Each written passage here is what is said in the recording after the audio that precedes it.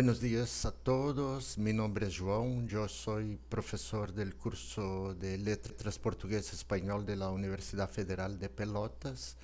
Es un gusto estar aquí con ustedes hoy para compartir y reflexionar sobre conocimientos que nos pueden ser muy útiles, ¿no?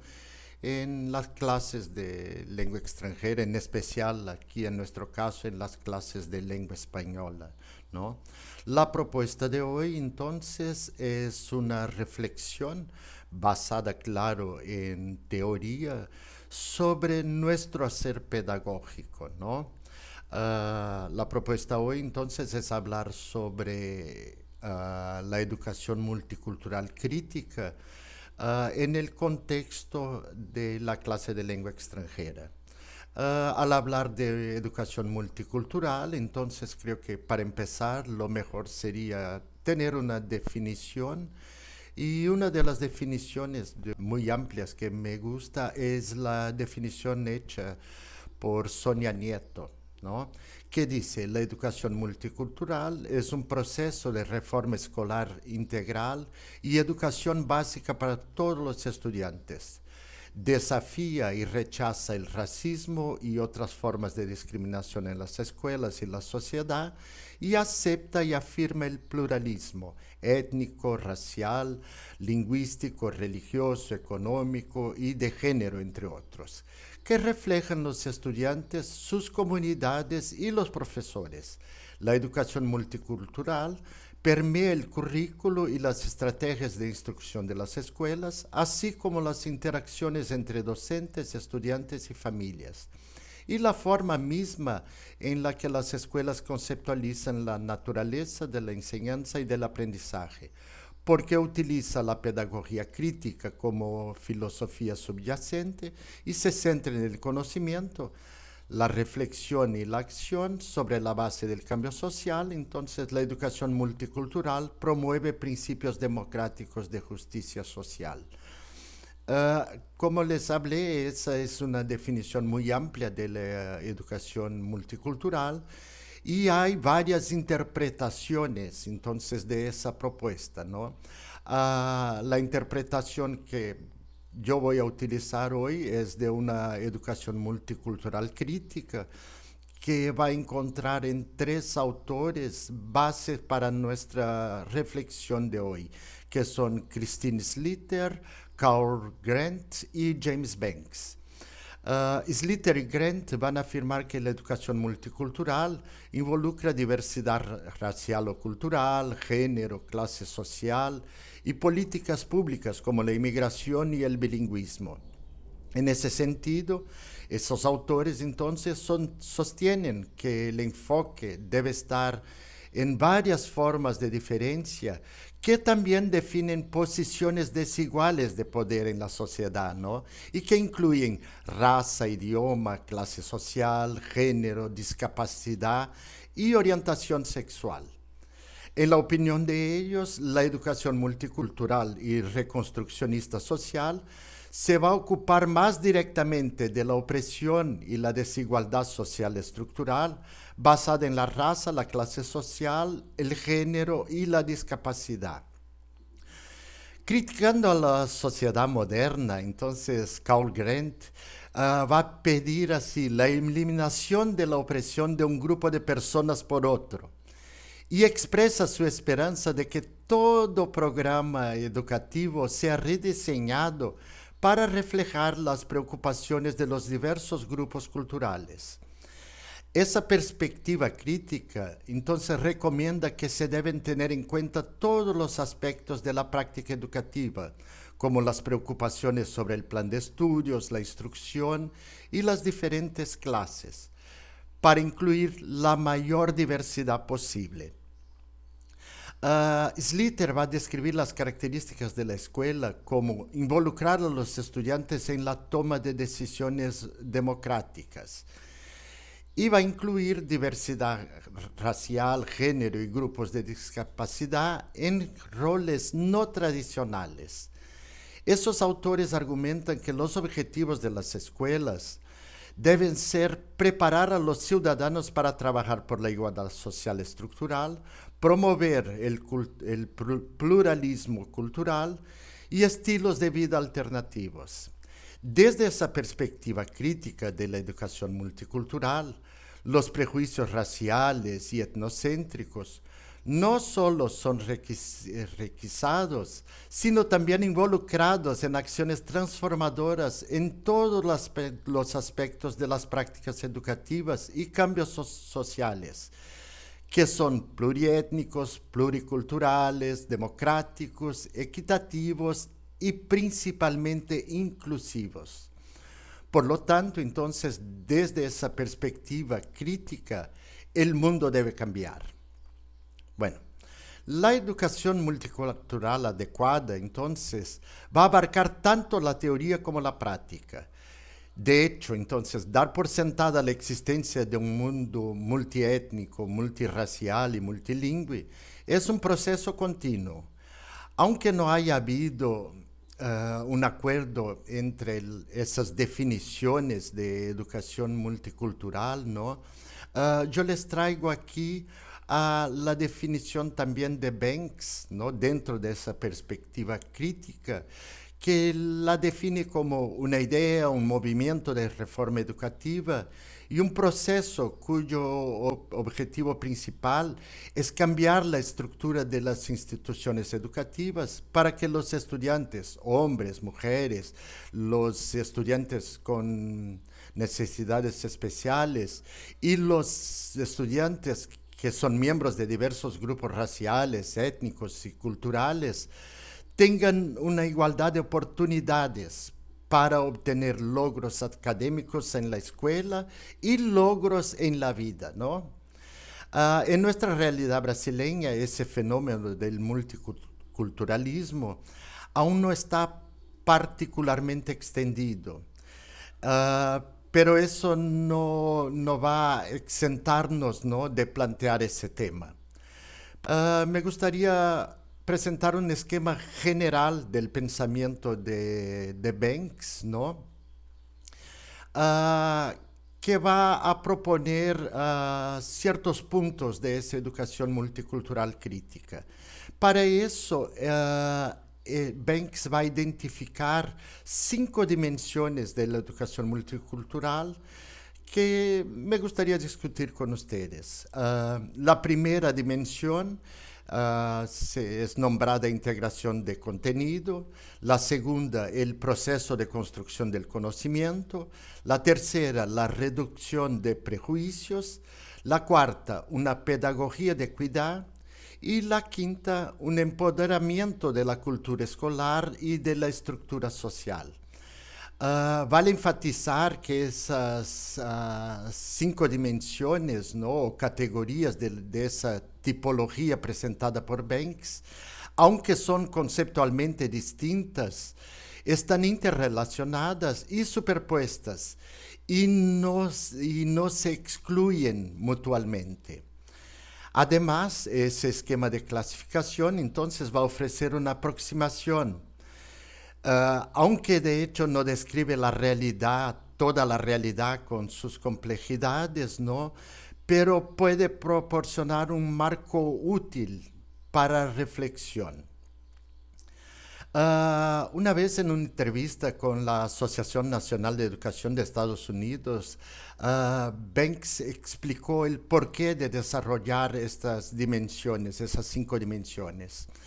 En el trabajo de él con profesores, él descubrió que muchos pensaban en la educación multicultural como una mera integración de contenidos y a él eso le incomodaba muchísimo. Él quería ayudar a los profesores a ver que la integración de contenidos era importante, pero que no era la única dimensión de una educación multicultural. En esa misma entrevista, Banks da consejos a los profesores sobre cómo ser más conscientes de las diferencias culturales de varios grupos.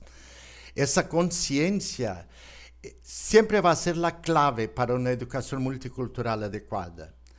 De hecho, incluso podríamos decir que la conciencia multicultural de los profesores es un punto de partida para seguir trabajando con los estudiantes en el salón de clase, ¿no?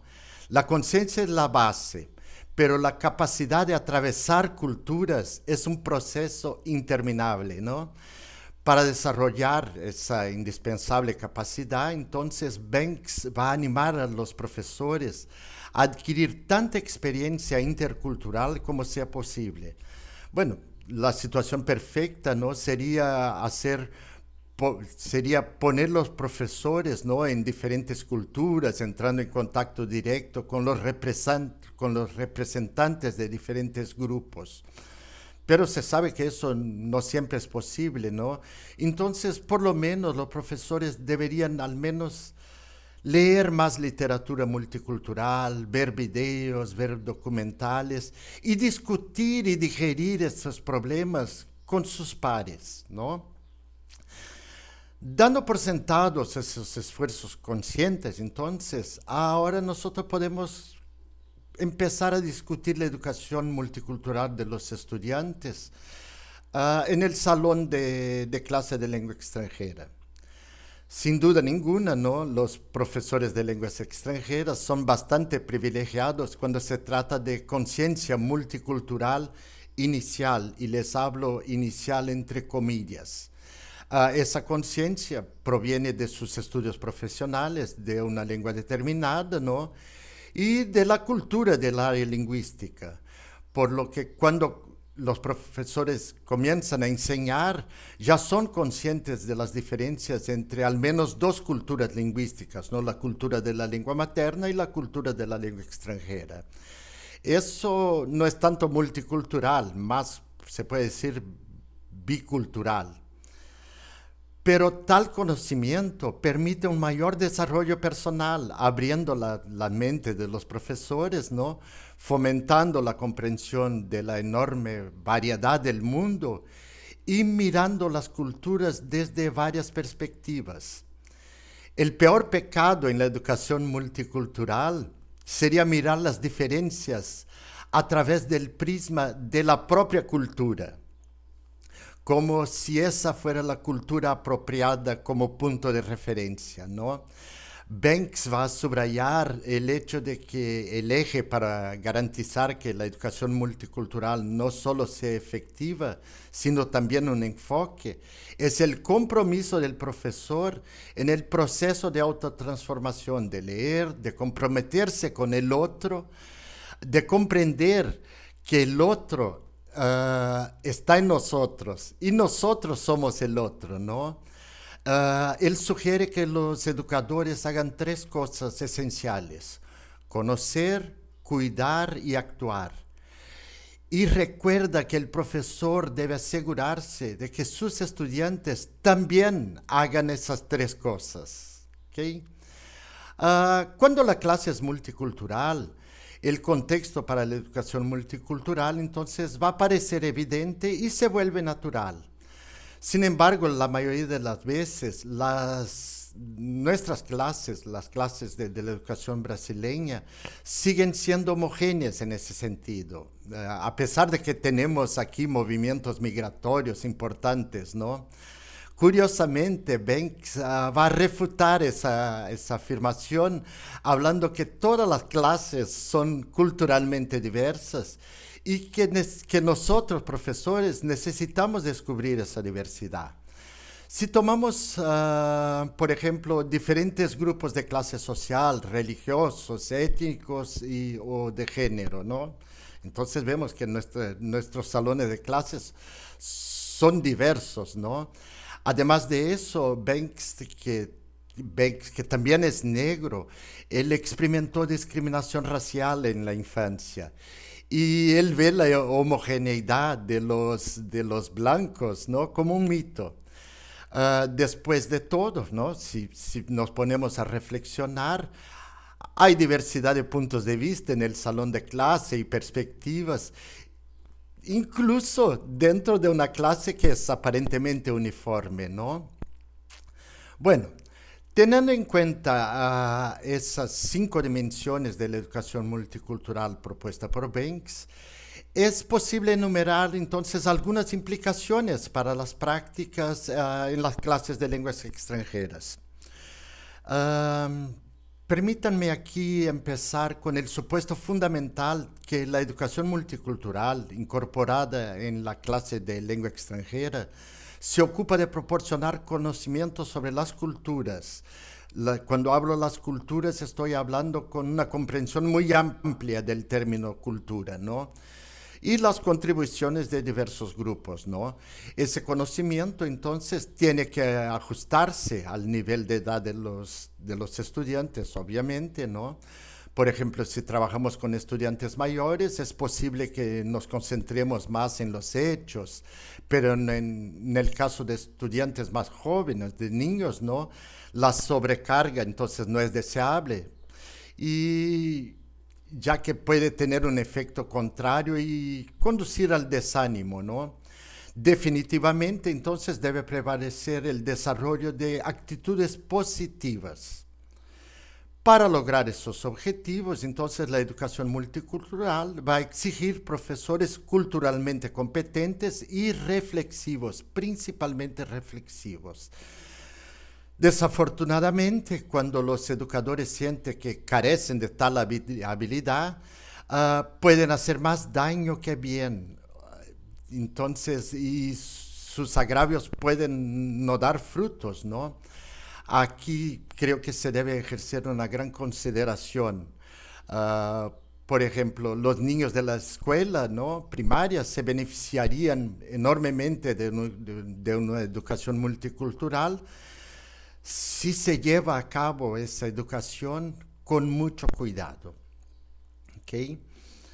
Uh, Cada una de esas dimensiones superpuestas, ¿no? De Banks, de la educación multicultural, pueden presentarse con algunas ideas prácticas para que sean implementadas en la enseñanza de lenguas extranjeras. Pasamos entonces ahora a un poco a reflexionar sobre cada una de esas dimensiones. La primera dimensión propuesta por Banks entonces es la integración de contenido. Las iniciativas de Banks en cuanto a esa primera dimensión se concentraron más en sus clases, ¿no? En incluir afroamericanos, mexicoamericanos y asiáticos americanos en el plan de estudios.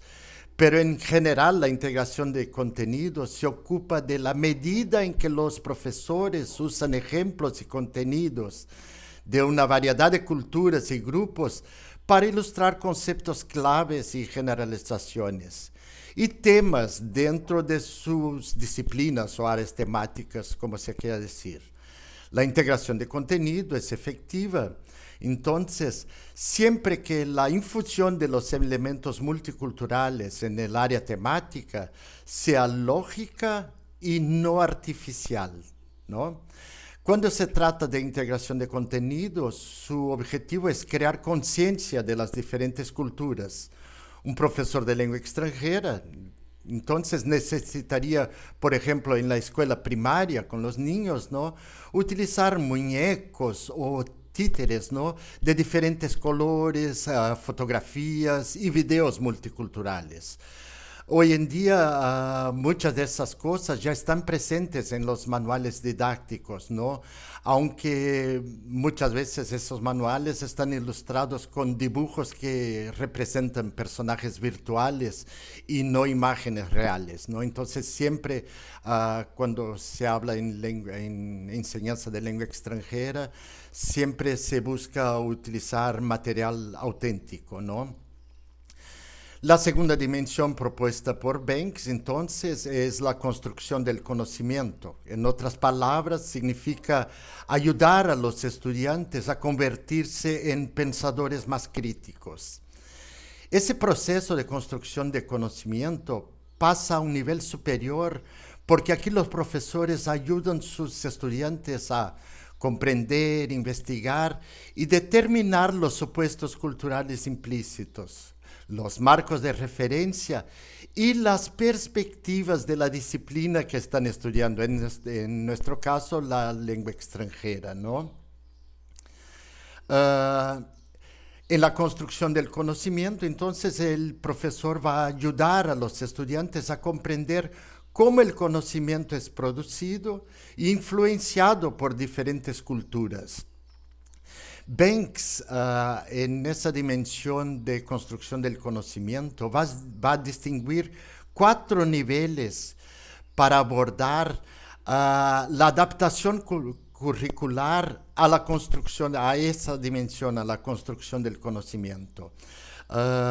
El primer nivel sería el enfoque de contribución, que es cuando el enfoque está en héroes, días festivos y elementos culturales discretos, ¿no?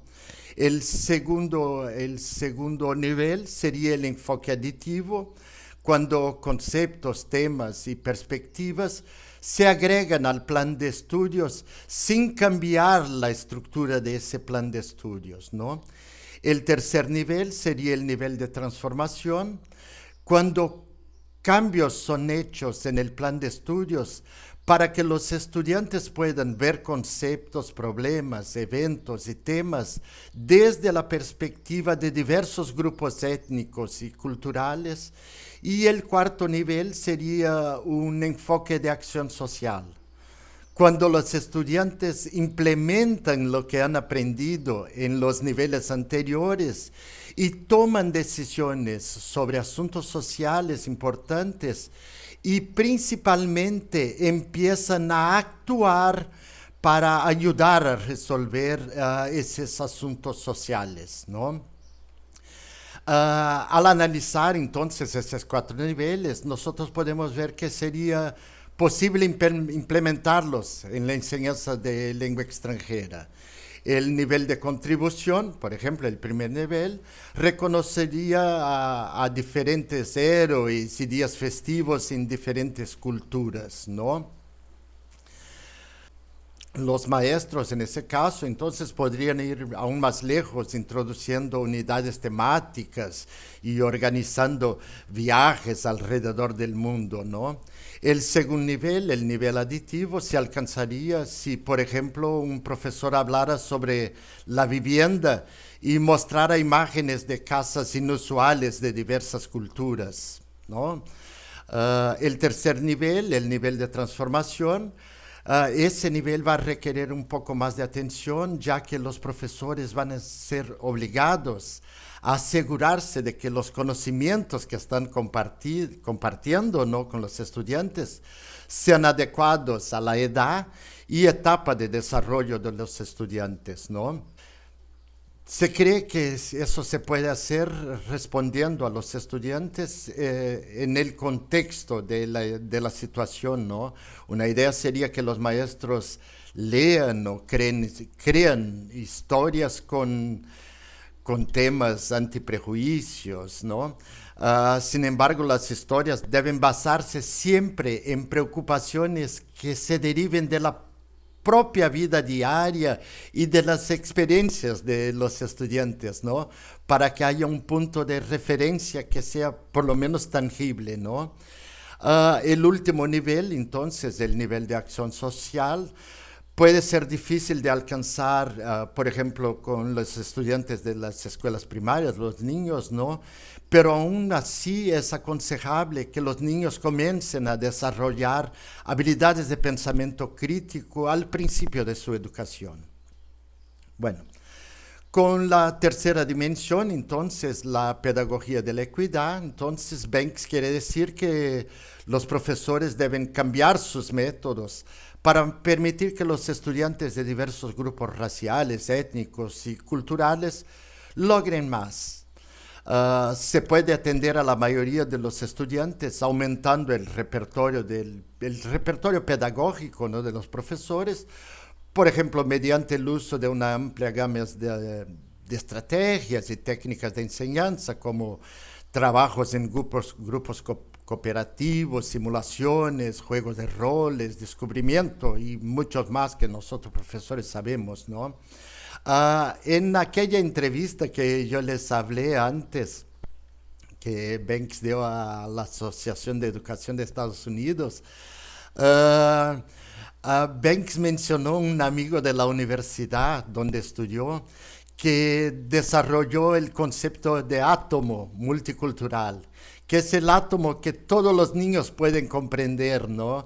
Banks entonces afirma que esa metáfora del átomo capta la perfección de la esencia de la pedagogía de la equidad, que es cómo enseñar sobre temas para que los estudiantes de diversos orígenes puedan entenderlos. Ah, Como Banks afirma, a ayudar a los estudiantes a convertirse en ciudadanos activos y reflexivos es la esencia de la concepción de la pedagogía de la equidad. Esa ayuda debería permitirles no solo adquirir habilidades multiculturales básicas, sino también utilizar esas habilidades para convertirse en agentes de detección para el cambio social. En cuanto a la pedagogía de la equidad, la mejora del rendimiento de la mayoría de los estudiantes a menudo se logra mediante la comprensión de diferentes estilos de aprendizaje y enseñanza, ¿no? Entonces se cree que para construir clases culturalmente receptivas, los profesores deben ser creativos. Las estrategias propuestas por ellos deben incluir contar historias, dibujar, moverse, cantar, trabajar con juegos creativos, ¿no? Uh, y eso es para que se puedan atender los diferentes estilos de aprendizaje, ¿no? Pasando ahora a la cuarta dimensión propuesta por Banks, ¿no? Que es la reducción de prejuicios. Uh, y en esa dimensión me parece que los profesores de todas las disciplinas deben ser especialmente sensibles. En particular, esa dimensión va a referirse al desarrollo de actitudes más positivas de los estudiantes hacia grupos distintos de aquellos de los que ellos mismos provienen, ¿no? Se puede observar que más o menos a la edad de 6 o 7 años, los niños ya no son tábulas rasas, ¿no? Y pueden llegar a la escuela con ciertos prejuicios ya establecidos hacia otras sociedades étnicas, raciales o a la diferencia, ¿no? Muchas investigaciones han demostrado que a la edad de 3 o 4 años la construcción de la identidad racial y de género ya ha comenzado en un niño, ¿no? Al mismo tiempo, entonces, los estudios indican que las lecciones y los materiales didácticos, incluido el contenido multicultural, pueden ayudar a los estudiantes a desarrollar actitudes intergrupales, entonces, más positivas, con la condición de que el contenido siempre sea presentado, ¿no? De manera coherente y secuencial, ¿no? El trabajo de los profesores en ese caso, entonces, es mostrar a sus estudiantes que la interpretación y el juicio de los fenómenos, según los estándares que son inherentes a la propia cultura, ¿no? Es en realidad una limitación y un impedimento que se puede decir mental conductual, ¿no? Aquí entonces se concluye que la dimensión de reducción de prejuicios es particularmente relevante en el entorno de la escuela, ¿no? Ya que los jóvenes pueden incluso desarrollar un prejuicio, ¿no? Que se puede decir que son ideas iniciales y sentimientos, muchas veces en los niños muy pequeños, ¿no? Que se pueden convertir en un prejuicio real a través del refuerzo al prevalecer, ¿no? Los prejuicios sociales. Es importante aclarar, ¿no? Que los prejuicios pueden ser conceptos erróneos basados en la experiencia limitada y el nivel de desarrollo de los niños pequeños en el caso, ¿no? O pueden consistir en imitaciones de las conductas adultas. Entonces, para evitar que el prejuicio se convierta en un prejuicio real, además de dar charlas explicativas deliberadas, los profesores deben tomar una acción inmediata cada vez que escuchan u observan la indicación de esos prejuicios, ¿no? Además de eso, el entorno del salón de clase debe reflejar una actitud positiva y una atmósfera multiculturalmente amigable a través de la diversidad de decoraciones en el salón de clase, de los juguetes, juegos, de los carteles, ¿no? Y de cualquier elemento en que la cultura pueda ser reeditada, se puede decir, ¿no? Por último, y no menos importante, entonces, Banks va a introducir la quinta dimensión, a la que él denomina el empoderamiento de la cultura escolar y de la estructura social. Él quiere decir aquí, ah, es mirar no solo a las clases individuales, ¿sí? A las clases de lengua extranjera, sino a toda la cultura escolar para ver cómo hacerla más equitativa, ¿no?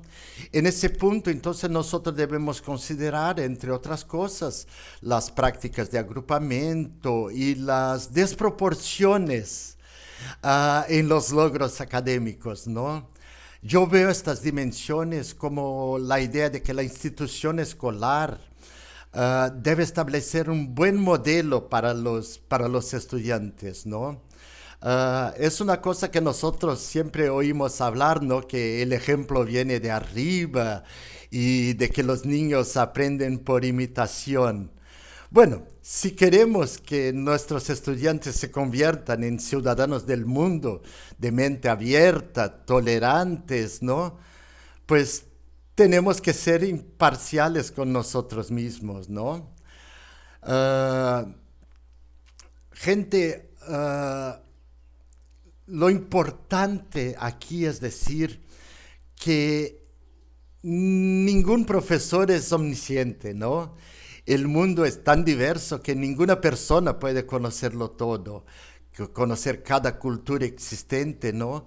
Sin mencionar las innumerables variables, ¿no? De variedades de cada cultura. La clave de la educación multicultural es un intercambio mutuo de perspectivas. El profesor y el estudiante deben compartir. El profesor y el estudiante deben convertirse en aprendices conjuntos para construcción de nuevos conocimientos. Así es como Banks ve a los profesores reconceptualizando su rol. Ah, Él compara la enseñanza tradicional con como llenar el vaso, ¿no? Proporcionando a los estudiantes tan solo conocimientos de fácil acceso. En el caso de esa educación multicultural, nosotros deberíamos hablar más bien de una pedagogía de la liberación, en la que los profesores y estudiantes deberían convertirse en aprendices juntos. Um, lo que tenía para decirles hoy era más o menos eso, ¿no? Y espero que lo que fue hablado aquí pueda hacerlos reflexionar sobre la práctica pedagógica, ¿no? Y, y que podamos crecer como seres humanos, como educadores, ¿no? Y ayudar a que nuestros estudiantes y las futuras generaciones puedan tener una visión un poco más amplia de las diferencias no solo culturales, pero de las diferencias que encontramos en la sociedad actual y que llevan a diferentes tipos de prejuicios y además de los prejuicios a diferentes también clasificaciones sociales, ¿no? Que muchas veces ponen a las personas en niveles muy, muy diferentes, ¿no? Ah, era eso que tenía para ustedes por hoy. Espero que hayan disfrutado, y les deseo un buen día y que todos estén bien y con mucha salud. Muchísimas gracias.